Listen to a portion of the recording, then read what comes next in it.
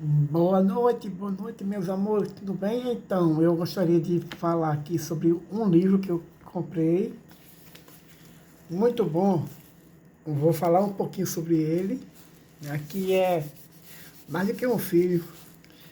Farmácia Viva, um guia de plantas medicinais para o dia a dia.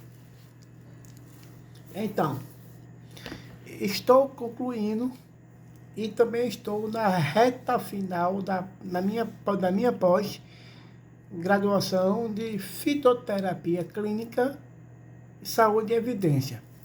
E eu gostaria de começar a me aprofundar nesse livro aqui, algumas coisas, alguns conceitos importantes, né? Com uma breve apresentação, uma breve apresentação e uma introdução da fitoterapia em plantas medicinais, né? Que também é possível existir um equilíbrio entre a alopatia tradicional ao uso das plantas medicinais, um breve histórico de uso de plantas medicinais, a fitoterapia nas últimas décadas e também como é feito o controle de qualidade das plantas medicinais. Também a mesma coisa no modo de preparo e vários outros modelos de preparo usando as plantas medicinais, e também existem efeitos colaterais no uso das plantas medicinais. E também posso ter uma horta em minha casa, é uma boa com as plantas indicadas no livro. Então, gostaria de começar com um breve histórico, né? Então, em relação à história do uso das plantas medicinais, que eu acho muito importante, ele começa assim. Na história, ele fala sobre desde a civilização antiga, como os egípcios, os gregos, os chineses e os indígenas. Também as plantas medicinais foram amplamente muito utilizadas no Brasil.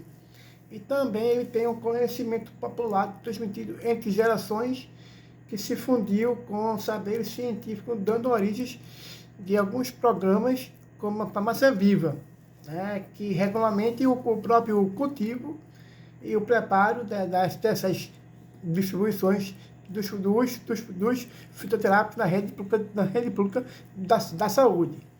Então, a fitoterapia nas últimas décadas, ele passou a ser regulamentada, estudada da forma científica, né?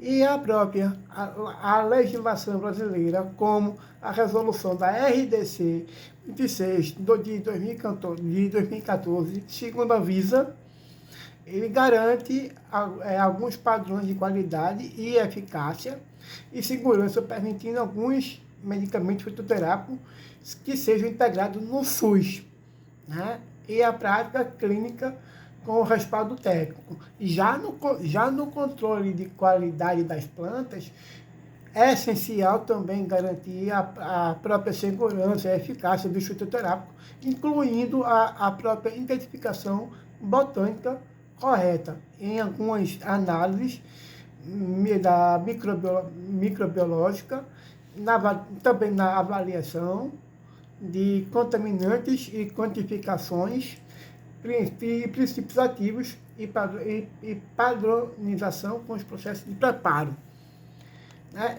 Agora o que eu gostaria de falar, agora que eu vou detalhar mesmo. Então, vamos começar a falar um pouco sobre os modos de preparo das plantas medicinais, que é a infusão, e além da infusão, né, também tem a água quente sobre a planta de um repouso entre 5 a 10 minutos, como por exemplo os chás das folhas de flores. Então, a decoração ele fala sobre a fervura da planta em água entre 5 a 10 minutos, entre 5 a 15 minutos, raízes, cascas e sementes. Na maceração, ele fala sobre a imersão da planta no líquidos frio por hora ou dias, né? Na cataplasma, a aplicação direta na planta macerada sobre a pele, né? compressas, pano embebido na infusão de decoração, aplicando na área afetada. Banho de imersão, que é o uso da infusão ou decoração diluída na banheira. Banho de assento, que é o banho parcial com as plantas medicinais para fins ginecológicos e urinários. A escada-pés, ele também tem a imersão dos pés em infusão quente para relaxamento e alívio de dores. Então, vamos falar um pouco sobre os efeitos colaterais do uso das plantas medicinais, sobre o livro. Tá? O livro, ele também fala sobre alguns efeitos colaterais, apesar que de naturais, do uso das plantas medicinais, também podem apresentar alguns efeitos adversos, especificamente quando utilizadas em doses incorretas, né, e também pode se associar nos medicamentos alopáticos. Também pode ocorrer reações alérgicas, toxicidade hepáticas, a interação dos fármacos e até a intoxicação grave. Por isso que também tem um acompanhamento de um profissional e também é fundamental, né? E eu queria também falar também sobre a horta caseira das plantas medicinais, que ele é impossível cultivar as plantas medicinais em casa, né? Como hortas e vasos, garantindo o acesso fácil e sustentável na fitoterapia básica. E o livro ele também aborda a farmácia viva, recomenda a espécie como a camomila, a erva cidreira, hortelã, alecrim, gengibre, babosa e boldo. Algumas plantas principais que eu vou citar como exemplo de plantas citadas no livro, amplamente usadas como fitoterapia, como alcaçuz, alho, anis estrelados, aquileia,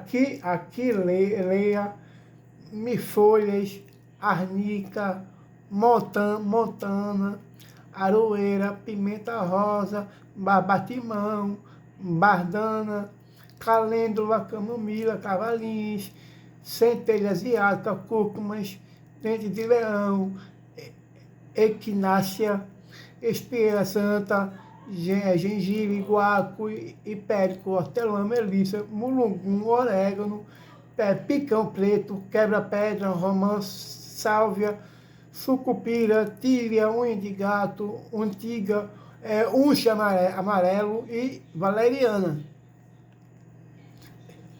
Né? Os exemplos deles, né? Exemplo de indicações terapêuticas.